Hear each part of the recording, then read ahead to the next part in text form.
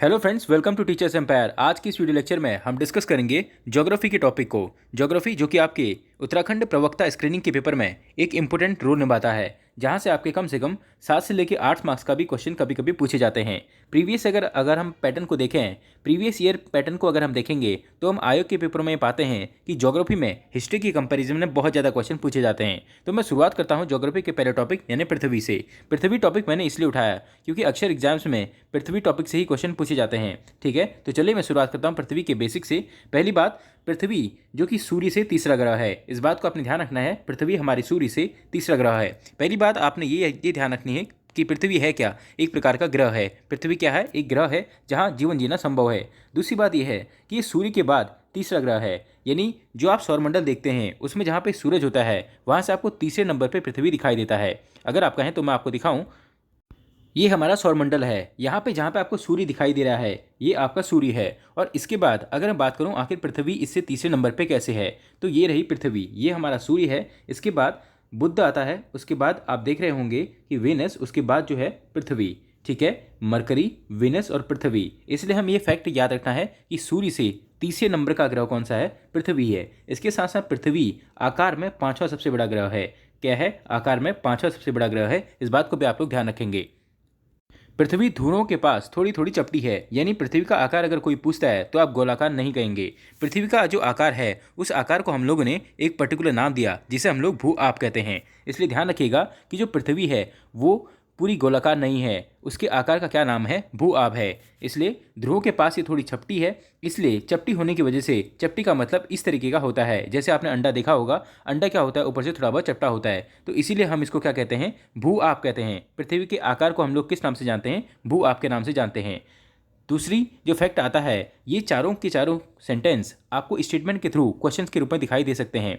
इसलिए इस बात को भी ध्यान रखें कि हम जब अंतरिक्ष से पृथ्वी को देखते हैं, यानी जब आप अंतरिक्ष में जाते हैं, आसमान की ऊंचाइयों में जाते हैं, जब आप वहाँ से नीचे पृथ्वी को देखते हैं तो पृथ्वी देखने में हमें किस रंग की दिखाई देती है? नीले रंग की दिखाई देती है। ये क्वेश्चन पूछा जा चुका है प्रीवियस ईयर किसी वनडे एग्जाम में कि अंतरिक्ष से देखने में पृथ्वी का रंग किस तरीके का दिखाई देता है। आपको ऑप्शन दिए होंगे आसमानी, नीला, काला या सफ़ेद। तो आपका सही आंसर होना चाहिए नीले रंग की दिखाई देती है। अब इसके नीले रंग के दिखाई देने के पीछे भी एक बहुत बड़ा कारण है। वो कारण ये है कि जो पृथ्वी का 2/3 भाग है, पृथ्वी का जो 2/3 भाग है वो जल से भरा हुआ है। यानी पृथ्वी के 2/3 भाग में पूरा जल भरा हुआ है। और वही जल जब हम अंतरिक्ष से कोई यात्री ऊपर से देखता है तो उसी वजह से हमें पृथ्वी नीले कलर की दिखाई देती है। तो इस फैक्ट को आप लोग ध्यान रखेंगे कि अंतरिक्ष से देखने में पृथ्वी का रंग नीला रंग दिखाई देता है और पृथ्वी को हम लोग नीला ग्रह भी कहते हैं। आपसे पूछ सकता है शॉर्ट एमसीक्यू में कि किस ग्रह को नीला ग्रह के नाम से जाना जाता है? बुध ग्रह को, बृहस्पति ग्रह को या मंगल ग्रह को, या आपका लास्ट जो दे देगा आपका कौन सा? अरुण ग्रह को। तो इसका सही आंसर होगा पृथ्वी ग्रह को नीला ग्रह के नाम से जाना जाता है। और मैं आपको बता दूं, जो मैंने आपको ये फैक्ट बताए हैं ये आपको पृथ्वी के बेसिक्स में याद होने चाहिए। ये आपको ऑप्शंस एलिमिनेट करने में बहुत बहुत मदद करेंगे। मैं एक बार फिर से रिपीट कर दूं कि पृथ्वी बेसिकली एक ग्रह है, और दूसरी बात यह है कि ये सूर्य से तीसरा ग्रह है, आकार में पांचवा सबसे बड़ा ग्रह है, और ध्रुवों के पास पृथ्वी की चपटी होने की वजह से इसके आकार को हम गोलाकार न कह करके भू आप कहते हैं। इसलिए इस बात को ध्यान रखिएगा। और अंतरिक्ष से देखने में पृथ्वी किस रंग की दिखाई देती है? नीले रंग की दिखाई देती है। और पृथ्वी को नीला ग्रह भी कहा जाता है। और नीला ग्रह कहने का कारण ये है कि पृथ्वी के 2/3 सतह पर पूरा पानी से आच्छादित है और पूरा पानी से भरी हुई है पृथ्वी। अब जो इंपॉर्टेंट फैक्ट मैं आपको बताने जा रहा हूँ वो ये है कि पृथ्वी के कितने उपग्रह हैं। यदि पृथ्वी एक ग्रह है तो उसके कितने उपग्रह हैं। ज्योग्राफी में जरूरी नहीं है कि किसी ग्रह के उपग्रह होने जरूरी हों। अर्थात कहने का मतलब ये है कि जितने भी आपके ग्रह हैं, 9 के 9 जितने भी आपके ग्रह हैं, उन सभी के उपग्रह हैं ये जरूरी तो नहीं, लेकिन पृथ्वी ऐसा उपग्रह है, यानी पृथ्वी एक ऐसा ग्रह है जिसका अपना एक उपग्रह है। और एक उपग्रह होने के कारण पृथ्वी थोड़ा सा इसलिए क्वेश्चन में पूछा जाता है कि किस निम्नलिखित में से किस ग्रह का अपना एक उपग्रह है। तो इसका सही आंसर होगा आपका पृथ्वी। ठीक है, यानी पृथ्वी वो ग्रह है जिसका अपना एक उपग्रह है। इसके साथ साथ और भी ग्रह हैं जिनके अपने उपग्रह हैं, उसको हम लोग बाद में डिस्कस करेंगे। तो फिलहाल मैं बात कर रहा हूँ आपकी पृथ्वी की। तो पृथ्वी के कितने उपग्रह हैं अगर आपसे पूछेगा तो आपका आंसर होगा एक उपग्रह है। ठीक है, और दूसरी बात यह है कि पृथ्वी का एक चक्कर 27 दिन में लगाता है, लेकिन कौन लगाता है? चंद्रमा लगाता है। और चंद्रमा क्या है? पृथ्वी का एक उपग्रह है। तो चंद्रमा पृथ्वी का एक उपग्रह है और पृथ्वी क्या थी? अपने आप में एक ग्रह थी। इस बात को आप लोग ध्यान रखेंगे, ग्रह और उपग्रह में आपने कंफ्यूज नहीं होना है। ठीक है, और ये ग्रह और उपग्रह क्या है ये सभी हम लोग डिटेल्स में अपनी क्लास में पढ़ेंगे। आपको पता है टीचर्स एम्पायर के लेक्चर स्क्रीनिंग के बैच चल रहे हैं। जो कि 25 अक्टूबर से आपके स्टार्ट होने वाले हैं। यानी 25 तारीख से ये जो बैच हमारा चल रहा है ये स्टार्ट होगा, जिसकी फीस 2,000 रुपये मात्र रखी गई है। इस बात को आप लोग ध्यान रखें। अगर आपने प्रवक्ता स्क्रीनिंग की तैयारी करनी है, एक बात को आपको भरोसा दिला दूं कि इस साल के अंतिम तक यानी दिसंबर तक या आपको जनवरी फरवरी तक प्रवक्ता की वैकेंसी आपको देखने को मिल जाएंगी। और बार की अपेक्षा इस बार जो वैकेंसी की नंबर ऑफ वैकेंसी है सब्जेक्ट में वो काफ़ी कम है। अगर मैं इंग्लिश की बात करूँ, पिछली बार 75 सीट्स थी, जहाँ इस बार 75 से घटकर केवल और केवल 32 पोस्ट आपकी इंग्लिश सब्जेक्ट में आनी है। ऐसा सभी सब्जेक्ट में हाल है। तो इसलिए आपको चाहिए कि आप स्क्रीनिंग परीक्षा को निकालें, और स्क्रीनिंग परीक्षा में जो टोटल पोस्ट होती हैं उसका 4 गुना आयोग लेता है। कितने गुना लेता है? 4 गुना लेता है। ये जानकारी शायद आपको ना हो, इसलिए मैं आपको बता दूं केवल 4 गुना ही आयोग लेता है। सपोज करिए अगर आपके सब्जेक्ट में 50 पोस्ट हैं तो आपको इसके 4 गुना यानी 200 बच्चों के अंदर आना होगा, तब आप सब्जेक्टिव एग्जाम यानी मेंस एग्जाम तक पहुंचेंगे। इसलिए आप लोग इसे ज्वाइन करिए, जल्दी से जल्दी आप ज्वाइन करें। और अभी इसकी फीस मात्र और मात्र 2,000 रुपये रखी गई है, जो कि एक डिस्काउंट फीस के तौर पर हम लोग ने रखी है। धीरे धीरे इसकी फीस में बढ़ावा होगा, इसलिए मैं आपसे चाहता हूँ कि इसकी फीस जैसे ही बढ़ती है उससे पहले आप लोग इसका एडमिशन ले लीजिए। 25 तारीख से इसकी क्लासेस स्टार्ट हैं। ये थी कोर्स के बारे में जानकारी। वीडियो को आप लाइक जरूर करेंगे। बढ़ता हूँ अब मैं अपने मेन टॉपिक की ओर, पृथ्वी की ओर।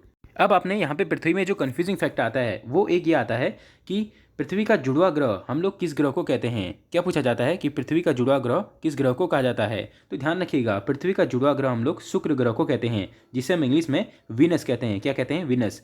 लेकिन इन दोनों फैक्ट में आपने कन्फ्यूज नहीं होना है। मैंने आपको बताया कि पृथ्वी का उपग्रह हम किसे कहते हैं? चंद्रमा को कहते हैं। लेकिन पृथ्वी का जुड़वा ग्रह हम किसे कहते हैं? शुक्र को कहते हैं। ये क्वेश्चन आपको आयोग स्टेटमेंट के तौर पर दे सकता है, जहाँ पे आप कन्फ्यूज होंगे। ठीक है, और ध्यान रखिएगा शुक्र ग्रह अलग है और शनि ग्रह अलग है। इस चीज़ को आप लोग अपने माइंड में क्लियर कर रखिए कि जो पृथ्वी का उपग्रह हम लोग किसे कहेंगे? चंद्रमा को। और पृथ्वी का जुड़वा ग्रह हम लोग किसे कहेंगे? शुक्र ग्रह को कहेंगे। दूसरी चीज़ जो बहुत ही इंपॉर्टेंट है और काफ़ी एग्जाम में पूछी जा चुकी है, वो ये पूछी गई है कि पृथ्वी की हम लोग आयु जिस विधि से निर्धारित करते हैं उस विधि का नाम क्या है? तो ध्यान रखिए, रेडियोमेट्रिक डेटिंग विधि एक ऐसी विधि है जिससे हम लोग पृथ्वी की आयु का निर्धारण करते हैं, और इसी को हम लोग यूरेनियम विधि के नाम से भी जानते हैं। ठीक है, अक्सर पूछा गया है कि रेडियोमेट्रिक डेटिंग विधि का संबंध किससे है? रेडियो एक्टिव किरणों से, या पृथ्वी की आयु ज्ञात करने से, चंद्रमा की आयु ज्ञात करने से, अंतरिक्ष में खोई हुई किसी वस्तु को ढूंढने से। इस तरीके का ऑप्शन जब आपको देगा तो आप वहाँ पे कंफ्यूज होंगे। इसलिए आप ध्यान रखिएगा, जो रेडियोमेट्रिक डेटिंग विधि है इसका प्रयोग हम लोग पृथ्वी की आयु ज्ञात करने के लिए करते हैं। इसे यूरेनियम विधि के नाम से भी जाना जाता है। ये एक डेमो क्लास के तौर पे मैं यूट्यूब में डाल रहा हूँ, और जो भी लोग बैच ज्वाइन करना चाहते हैं मैं उनको बता दूँ आपको इसी तरीके के पीपीटी के नोट्स या आपको हैंड रिटन नोट्स मिलेंगे। जिस टॉपिक के जैसे नोट्स आपको दिए जाएंगे आपको वैसे ही पढ़ना पड़ेगा, और जो जो आपको बताया जा रहा है यहाँ पे आपको टीचर्स एम्पायर पे भरोसा करना होगा। पिछली बार भी काफ़ी सिलेक्शंस यहाँ से हुए हैं, इसलिए आपको भरोसा करके चलना होगा कि जो भी आपको दिया जा रहा है वो अन्य संस्थानों से बहुत ही बेहतर और बहुत ही रिलायबल दिया जा रहा है। और आपके 2,000 रुपये हम पूरे के पूरे वसूल करेंगे। इसका मतलब ये है कि आपको इतना कंटेंट दे दिया जाएगा कि आपका पेपर लगभग 60% वहीं से बनेगा। मैं 100% की गारंटी तो कभी नहीं लेता हूँ, लेकिन इतना ज़रूर है कि 60% आपका सिलेबस उसी सिलेबस में से कवर होगा। जो चीज़ें हमने आपको दी होंगी, आपको स्टडी मटेरियल मिलेगा, सभी चीज़ें आपको ऐसे दी जाएंगी। बढ़ता हूँ अब मैं नेक्स्ट स्लाइड की ओर। वीडियो को आप लाइक जरूर करें और शेयर आप जरूर करें, ताकि मैं ज़्यादा से ज़्यादा ऐसी फ्री में वीडियोज़ आपके लिए लाता रहूँ। ठीक है, हर किसी को एक मोटिवेशन की जरूरत होती है, और हमारा मोटिवेशन आपका लाइक और शेयर करना है। अब जो अदर फैक्ट हैं पृथ्वी से रिलेटेड, ये एक पृथ्वी का एक डायग्राम है। इसको अगर मैं आपको बताऊं, अगर आप पृथ्वी को ऐसी गोल करके देखेंगे, जैसा कि आपको पता है कि पृथ्वी का आकार कैसा है? गोलाकार है। तो अगर आप पृथ्वी को गोल करके देखते हैं तो जब ये गोलाकार होती है तो इसका एक केंद्र बिंदु होता है। तो वही केंद्र बिंदु आपको यहाँ पे दिखाई दे रहा है, जिसको उन्होंने फोकस नाम दिया है। अब जब पृथ्वी में तरंगें उठना शुरू होती हैं तो इस प्रकार से यहाँ से ऊपर को तरंगें उठती हैं, और तरंगें उठ के जहाँ पर आप लोग रहते हो उस जगह पे जाती हैं, और उस जगह को हम लोग इंग्लिश में कहते हैं एपिक सेंटर। क्या कहते हैं? Epic centre. और इस जगह से ही हमें किसी भी तरंग की तीव्रता या किसी भी तरंग का आभास होता है। ठीक है, अब अगर मैं आपको हिंदी वालों को बताऊं, क्योंकि मुझे पता है इस चैनल से ज़्यादातर हिंदी मीडियम के विद्यार्थी जुड़े हुए हैं, इसका मतलब ये है कि हम इसे, जो ये पॉइंट है, इसे हम लोग बोलते हैं उद्गम केंद्र। क्या बोलेंगे? उद्गम केंद्र। यानी जहाँ से ऊर्जा का निकलना शुरू होता है उसे हम लोग क्या कहेंगे? पृथ्वी का उद्गम केंद्र। और जहाँ पर ये ऊर्जा जाके रुकती है और पृथ्वी में मनुष्य को इस ऊर्जा का आभास होता है उसे हम लोग एपिक सेंटर कहते हैं, जिसे हम लोग हिंदी में क्या कहेंगे? अधिगम क्षेत्र या अधिगम बिंदु कहते हैं। आप क्लियरली मेंशन यहाँ पे दिया गया है, आप इससे आप इस चीज़ को समझ सकते हैं। इसी तरीके का आपको एक बढ़िया कंटेंट बना के यहाँ से दिया जाएगा। यानी जहाँ से ऊर्जा निकलती है उसे हम लोग भूकंप का उद्गम केंद्र कहते हैं, जिसे इंग्लिश में हम लोग फोकस पॉइंट कहते हैं, और हम लोग इसे दूसरे नाम से भी जानते हैं जिसे हम लोग अवकेंद्र कहते हैं। अब यहाँ से क्वेश्चन कैसे बनेंगे वो भी आपको टीचर्स एम्पायर बताएगा। भूतल पर वह बिंदु जो उद्गम के केंद्र के समीप होता है उसे क्या कहा जाता है? एपिक सेंटर यानी आदि केंद्र। हम लोग इसे क्या कहेंगे? अधिकेंद्र कहेंगे। मैं फिर से अधिकेंद्र की आपको डेफिनेशन क्लियर कर दूं, यानी भूतल पर, इसका मतलब जहाँ पे हम लोग रहते हैं वह बिंदु जो उद्गम के केंद्र के समीप होता है। उद्गम केंद्र का मतलब जो फोकस पॉइंट होता है अर्थ का, जो केंद्रीय पॉइंट होता है, जो फोकस पॉइंट होता है, उसके सामने आपको जो पॉइंट दिखाई देता है उसी को हम लोग क्या कहते हैं? अधिगम केंद्र कहते हैं। और यहीं से हमें तरंगों का आभास होता है, चाहे वो भूकंपीय तरंगे हों या फिर ज्वारभाटी तरंगे हों। ठीक है। अब अगर मैं बात करूँ यहाँ से किस तरीके के क्वेश्चन बनेंगे। पहला क्वेश्चन जो प्रीवियस ईयर में पूछा गया है वो है कि सबसे पहले भूकंपी तरंगों को महसूस किया जाता है कहाँ पे महसूस किया जाता है। अब आपने पिछली स्लाइड को ध्यान में रखते हुए आंसर देना है। आपके आंसर का जवाब मुझे कमेंट बॉक्स में चाहिए। वीडियो को आप देखें, लाइक आप जरूर करें। अभी तक आपने वीडियो देख ली है लेकिन आपने लाइक नहीं करी है। इस क्वेश्चन का अगर आप जवाब दे देते हैं इसका मतलब आप ज्योग्राफी अपने लेक्चर के सिलेबस के हिसाब से पढ़ रहे हैं। बढ़ता हूँ अब मैं नेक्स्ट स्लाइड की ओर। पृथ्वी की आंतरिक संरचना। अब अगर हम थोड़ा डीप में पढ़ें, आपको पता है स्क्रीनिंग के एग्जाम के बाद आप 70,000 की नौकरी के लायक बनते हैं, आपको 70,000 पर मंथ सैलरी मिलेगी। तो हमें थोड़ा बहुत डीप में चीज़ों को पढ़ना पड़ेगा। अब अगर मैं पृथ्वी की आंतरिक संरचना की बात करूँ तो इस तरीके की पृथ्वी की हमारी आंतरिक संरचना होती है, जिसका जो सबसे अंदर का केंद्र बिंदु होता है जो हमें दिखाई नहीं देता है ऊपर से, उसे हम लोग बोलते हैं इनर कोर, और इसी को हम लोग हिंदी में क्रोड बोलते हैं, यानी आंतरिक क्रोड। और जो उसके बाहर की लेयर होती है उसे हम लोग इंग्लिश में कोर, तो हिंदी में हम लोग क्रोड कहते हैं, उसे हम लोग बाह्य क्रोड नाम दे देंगे। इसके बाद जो तीसरी लेयर आती है उसको हम लोग बोलते हैं मेंटल। क्या बोलते हैं? मेंटल। और इसके बाद जो फाइनल लेयर आती है जिसके ऊपर आप लोग रह रहे हो उसे हम लोग बोलते हैं क्रस्ट। हिंदी में हम इस लेयर को बोलते हैं भूपर्पटी। क्या कहेंगे? भूपर्पटी। अब इन सभी लेयरों के बीच एक असंबद्धता पाई जाती है। असंबद्धता जो वर्ड है इसका मतलब इंग्लिश में होता है डिसकॉन्टिन्यूटी। अब ये डिसकॉन्टिन्यूटी है क्या, आपको लेक्चर के सिलेबस के हिसाब से जानने की जरूरत नहीं है। बस आपने इतना समझना है कि जो पृथ्वी की लेयर्स होती हैं इनके बीच में हमें डिसकॉन्टिन्यूटी देखने को मिलती है। मैंने हिंदी में इसे कहा असंबद्धता। क्या कहा? असंबद्धता। आपसे एग्जाम में वैसे पूछा तो नहीं जाएगा लेकिन आपको ये आइडिया होना चाहिए कि जो डिसकॉन्टिन्यूटी होती है या तो 3 प्रकार की होती है या 6 प्रकार की होती है। ठीक है। अब जो लेयरों के बीच जो असंबद्धता पाई जाती है जिससे हमारी लेयर डिफाइन होती हैं कि हाँ ये लेयर इस लेयर से अलग है, तो अब आप ध्यान देंगे जो ये असंबद्धता है, डिसकॉन्टिन्यूटी है, ये नेट के लेवल का क्वेश्चन है लेकिन आयोग कभी कभी इन क्वेश्चंस को पूछता है, प्रीवियस ईयर में पूछे हैं। इनको हिंदी और इंग्लिश में इन दोनों के एक ही नाम होते हैं। जैसे आप यहाँ पे देख पा रहे हैं, पहला जो हमारी असंबद्धता है वो है आपकी कोनरेड डिसकॉन्टिन्यूटी। हिंदी में हम लोग इसको कहेंगे कोनरेड असंबद्धता। क्या कहेंगे? कोनरेड असंबद्धता। लिखने वाले लिख लें। अब जो ये कोनरेड असंबद्धता है ये हमें कहाँ पे मिलने को देख रही है? आपको पता है सबसे जो ऊपर की लेयर है, हम लोगों ने अभी इसे क्या कहा था? पिछली स्लाइड में हमने इसे कहा था भूपर्पटी यानी क्रस्ट। जो सबसे ऊपर की जो लेयर है क्रस्ट और जो उसके नीचे की लेयर है मेंटल, इन दोनों के बीच जो हमको असंबद्धता देखने को मिल रही है इसे हम लोग क्या कहेंगे? कोनरेड असंबद्धता यानी कोनरेड डिसकॉन्टिन्यूटी कहेंगे। इसके बाद जो आपको मोहो डिसकॉन्टिन्यूटी देखने को मिल रही है, अब हमें मोहो डिसकॉन्टिन्यूटी कहाँ पे देखने को मिलेगी आपको मैं थोड़ा और क्लियर कर दूँ। ये रहा आपका डिसकॉन्टिन्यूटी का चार्ट। पहला मैंने आपको जो बताया कोनरेड डिसकॉन्टिन्यूटी, ये हमें किस किस के बीच देखने को मिलेगी? अपर और लोअर क्रस्ट के बीच। ये रही इसकी अपर क्रस्ट और ये रही इसकी लोअर क्रस्ट। जो क्रस्ट होता है सबसे ऊपरी भाग होता है उसके भी 2 भाग होते हैं, यानी एक शुरुआती बिंदु यानी शुरुआती पॉइंट ये वाला, और उसके बाद जो उसका अंतिम बिंदु। इसके बीच में जो डिसकॉन्टिन्यूटी हमें देखने को मिलती है उसे हम लोग कोनरेड डिसकॉन्टिन्यूटी यानी कोनरेड असंबद्धता कहते हैं। इन शब्दों में आपने ज़्यादा नहीं उलझना है, बस आपको ये चीज़ याद रखनी है क्योंकि आपके क्वेश्चंस यहाँ से पूछे जाते हैं। दूसरी जो असंबद्धता पाई जाती है वो जो असंबद्धता है उसे हम लोग क्या बोलते हैं? मोरोवरिक असंबद्धता, या हम लोग इसका जो अच्छा नाम होता है वो होता है मोहो डिसकॉन्टिन्यूटी यानी मोहो असंबद्धता। इसको आप लोग लिख सकते हैं मोहो असंबद्धता। अब जो मोहो असंबद्धता है वो कहाँ पे हमें देखने को मिलती है? Between lower crust and upper mantle, यानी जो क्रस्ट का जो निचला भाग है और जो मेंटल वाली लेयर का जो ऊपरी वाला भाग है उसके बीच जो हमको डिसकॉन्टिन्यूटी देखने को मिलती है उसे हम लोग मोहो असंबद्धता कहते हैं। इसके बाद हमें रिपीटी असंबद्धता देखने को मिलती है।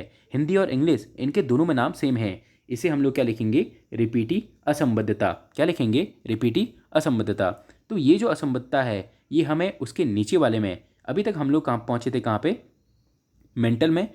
Crust, mental. अब जो मेंटल का जो ऊपरी भाग है और उसके बाद जो आपका लोअर मेंटल का भाग है इसके बीच जो हमें देखने को मिलती है वो हमें रिपीटी डिसकॉन्टिन्यूटी यानी हमें रिपीटी डिसकॉन्टिन्यूटी, रिपीटी असंबद्धता देखने को मिलती है। ये आपने समझना है।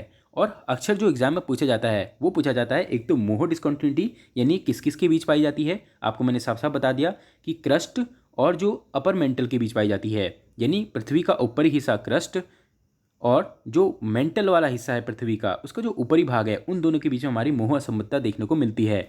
दूसरा जो पूछा जाता है, गुटेनबर्ग असंबद्धता किन दोनों लेयरों के बीच में हमको देखने को मिलती है। तो जो कोर वाला भाग होता है पृथ्वी का, जो सबसे आंतरिक भाग होता है, जो मैंने अभी आपको दिखाया था, क्रस्ट, मेंटल और कोर, ये जो कोर है इसके ऊपरी भाग में और इसके निचली भाग के बीच हमें देखने को मिलती है, यानी इसके ये वाले भाग में और इसके ये वाले भाग के बीच हमें कौन सी डिस्कंटिन्यूटी देखने को मिलती है, आपका गुटेनबर्ग डिस्कंटिन्यूटी, जिसे हम लोग हिंदी में कहते हैं गुटेनबर्ग असंबद्धता। उम्मीद है आपके समझ में आया होगा। बाकी समझने के लिए आप लोगों को क्लास ज्वाइन करनी पड़ेगी। उसके लिए मैंने आपको जो नंबर दिया है आप उस पर व्हाट्सएप करके जानकारी ले सकते हैं। अब मैं बात करता हूँ इन जो पृथ्वी की जो लेयर्स हैं इनके बारे में। पहली जो सबसे ऊपर आती है क्रस्ट, जो मैंने अभी आपको दिखाया, आपने ये डायग्राम भूलना नहीं है। सबसे ऊपर की लोअर जो लेयर होती है पृथ्वी की, हम लोग उसे क्या कहते हैं, क्रस्ट कहते हैं। अब इस क्रस्ट में क्या क्या जादू होता है और यहाँ से आप किस तरीके से लेक्चर का एग्जाम निकाल पाएंगे। अब जो क्रस्ट है पृथ्वी की जो सबसे ऊपरी लेयर है, इसे हम लोग सियाल भी कहते हैं। सियाल हम इसलिए कहते हैं क्योंकि इस क्रस्ट में एक तो हमको सिलिका धातु की, दूसरा हमें एल्यूमिनियम धातु की अधिकता देखने को मिलती है, इसलिए सिलिका से आया Si और एल्यूमिनियम से आया Al, तो इन दोनों को मिला के इसे हम सियाल नाम से जानते हैं। आपने फिलहाल इतना ही जानना है, बाकी डिटेल में मैं आपको ऑनलाइन क्लासेस में बता दूंगा। अब जो दूसरी बात आती है वो आती है मेंटल की, जो उसके नीचे की जो लेयर होती है पृथ्वी में, तो मेंटल को हम लोग सीमा भी कहते हैं। अभी सीमा किसी लड़की का नाम नहीं है, बल्कि सीमा एक सिलिका का नाम है जो कि एक मेटल है। उसके बाद एक मैग्नीशियम का नाम है जो कि एक अपने आप में एक मेटल है। यानी सिलिका और मैग्नीशियम की जो उपस्थिति होती है वो हमें पृथ्वी के किस भाग में देखने को मिलती है, मेंटल भाग में देखने को मिलती है। आपसे पूछ सकता है कि सीमा नाम से हम लोग पृथ्वी के किस भाग को जानते हैं, तो आपको पता होना चाहिए जो पृथ्वी की जो मेंटल कोर थी। ध्यान रखिएगा, हिंदी वाले अंग्रेजी के शब्दों को देख के कन्फ्यूज ना हो। भूगोल में ज़्यादातर हिंदी और अंग्रेजी के वर्ड एक ही हैं, जैसे मेंटल को हम लोग हिंदी में भी मेंटल ही कहते हैं, ठीक है। और जो क्रस्ट था उसे हम लोग हिंदी में भी क्रस्ट ही कहेंगे।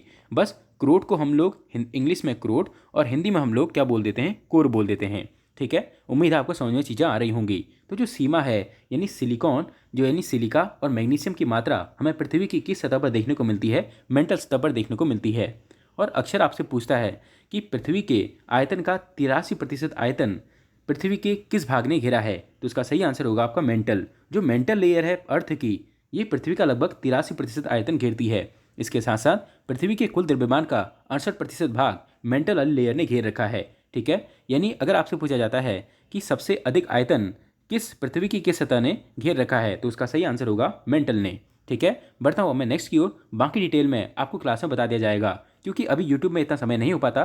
धीरे धीरे मैं आपके लिए MCQ लाना भी शुरू करूँगा। वीडियो को आप लाइक जरूर करें। नेक्स्ट आता है आपका कोर। कोर जो होता है जो पृथ्वी का सबसे आंतरिक हिस्सा है, जिसे मैंने अभी बताया हिंदी में हम लोग क्या बोलते हैं, क्रोड, ठीक है। क्रोड हम इसे हिंदी में बोलेंगे। तो इस सबसे आंतरिक हिस्से को हम लोग नीफे के नाम से जानते हैं। सबसे आंतरिक हिस्से में हमें एक निकिल की और दूसरा लोहे की, लोहे को इंग्लिश में फेरम बोला जाता है केमिस्ट्री की लैंग्वेज में। तो निकिल और लोहे की अधिकता के कारण हम लोग इसे नीफे के नाम से जानते हैं। और ध्यान रखिएगा, ये पृथ्वी की सबसे ठोस सतह है, पृथ्वी की सबसे आंतरिक सतह, पृथ्वी की सबसे ठोस सतह, जिसका नाम क्या है, क्रोड है। अब जो क्रोड का जो बाहरी अवस्था होती है, जो क्रोड की जो बाहरी सतह होती है, सबसे अंदर की सतह होने के बाद जो क्रोड की जो सबसे बाहरी सतह होती है वो तो हमें तरल अवस्था में देखने को मिलती है, लेकिन जो क्रोड वाले हिस्से की जो आंतरिक सतह होती है वो हमेशा हमें ठोस देखने को मिलेगी। अब ये कितना प्रतिशत भाग घेरते हैं, ध्यान रखिएगा, पृथ्वी के आयतन का लगभग 16% और द्रव्यमान का 32% भाग कोर वाली लेयर घेरती है, यानी पृथ्वी का सबसे आंतरिक भाग, जिसका नाम क्या है, क्रोड, जिसे हम लोग नीफे के नाम से भी जानते हैं। आपसे MCQ में पूछा जा सकता है कि हमें लोहे की अधिकता पृथ्वी के किस भाग में देखने को मिलती है, तो आपका आंसर होना चाहिए क्रोड में देखने को मिलती है। तो जो ये छोटी छोटी चीज़ें थी ये ज्योग्राफी के लिए बहुत इंपॉर्टेंट है। आपको स्क्रीनिंग के एग्जाम के लिए बहुत सारी चीज़ें और बतानी है, तो आप जल्दी से जल्दी आप हमारा बैच ज्वाइन करिए। फिर हम यानी 25 अक्टूबर से हम लोग की क्लासेस स्टार्ट होंगी। और thanks for watching this video. Video को आप लाइक जरूर करें। Thank you.